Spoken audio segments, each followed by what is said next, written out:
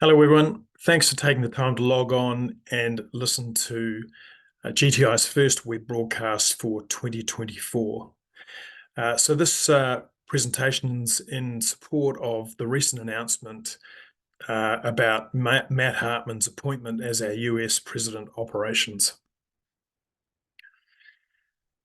So against the backdrop of a very strong uranium price at around $100 a pound, which I think is where the price has been since the end of last week.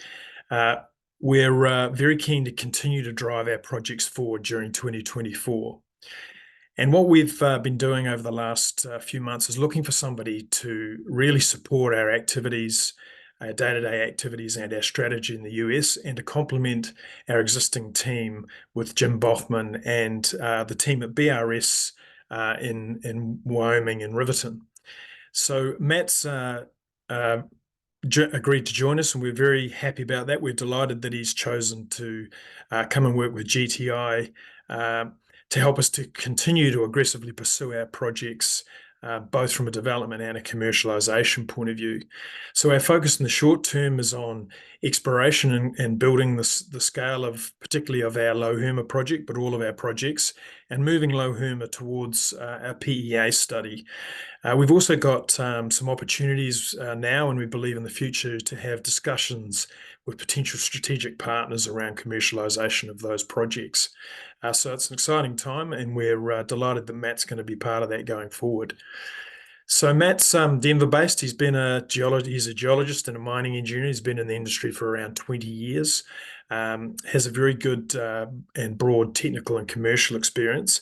I guess importantly, though, he has a very significant track record with in situ recovery uranium projects through pretty much the entire life cycle of those projects, from exploration through to rehabilitation.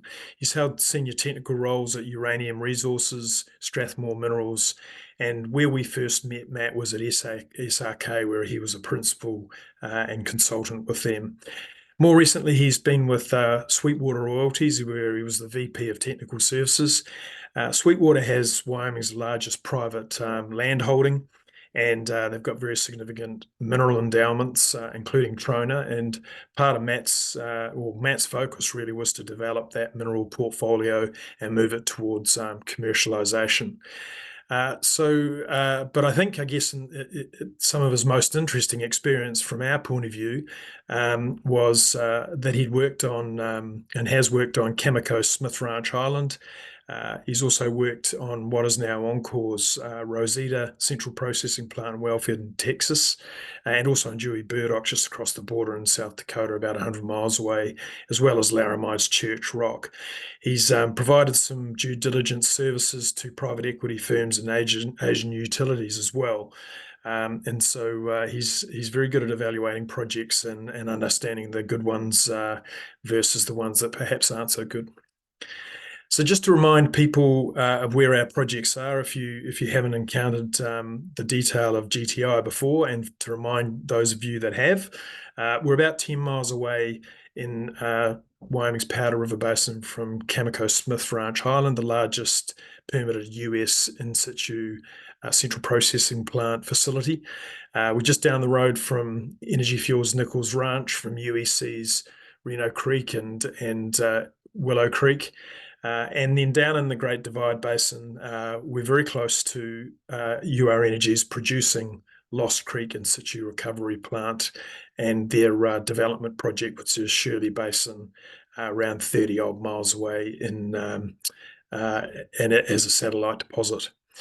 So we're very focused on Low Herma. It's our most advanced project. We completed drilling there at the end of 2023, and that successfully verified our historical database. It was the database that was used to develop our JORC compliant inferred resource. And then in addition, we were able to confirm and validate our exploration hypotheses about mineralization, additional mineralization along trend in the Wasatch Formation, and then also in the deeper parts of the Wasatch, and then in the Fort Union below us, which is the formation that Cameco produces out of 10 miles away. So, look, thanks for taking the time to listen to the webcast. Please don't hesitate to reach out to me if you'd like to on the email here, and I'll do my best to get back to you as soon as I can.